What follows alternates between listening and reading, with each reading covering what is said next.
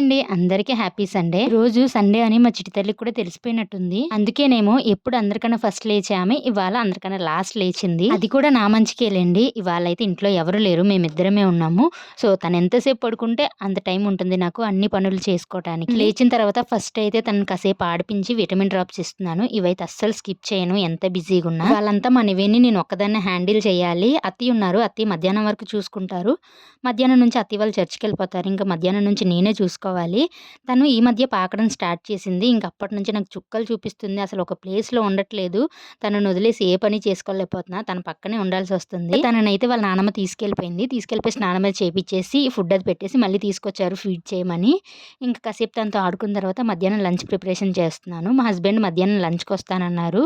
Sunday అయితే compulsory మా ఇంట్లో నాన్ వెజ్ ఉంటుంది. కానీ ఇవాళ ఇద్దరమే ఉన్నాం కదా అని చెప్పి నాన్ వెజ్ ఏం చెయ్యట్లేదు. మా అత్తయ్య వాళ్ళ ఇంట్లో ఫ్రెష్ తోటకూర ఉంది. సో, అది కోసుకొచ్చి ఫ్రై చేద్దామని చెప్పేసి అది కోసుకురావటానికెళ్ళాను. చూసారా అసలు ఎంత ఫ్రెష్‌గా ఉందో. ఫ్రై కర్రీస్‌లో వేసే వెల్లుల్లంటే చాలా ఇష్టం. సో, నేనేమైనా పర్సనల్‌గా ఫ్రైలు అయి చేస్తే వెల్లుల్లి ఎక్కువ వేస్తా. మా ఆయనకి వెల్లుల్లంటే అస్సలు నచ్చదనమాట. సో, నా కోసమని ఇవాళ వెల్లుల్లి ఎక్కువేసి ఫ్రై చేస్తున్నా. ఈలోపు మా అత్తయ్య చేపల కర్రీ చేశారంట. అది కూడా తీసుకొచ్చారు. ఇవాళైతే మా సండే ఇలా గడిచిందనమాట. ఇంతకీ ఇవాళ మీ ఇంట్లో ఏమేమి స్పెషల్స్ చేసుకున్నారో కామెంట్ సెక్షన్‌లో కామెంట్ చేయండి. వీడియో నచ్చితే లైక్ చేయండి. బాయ్.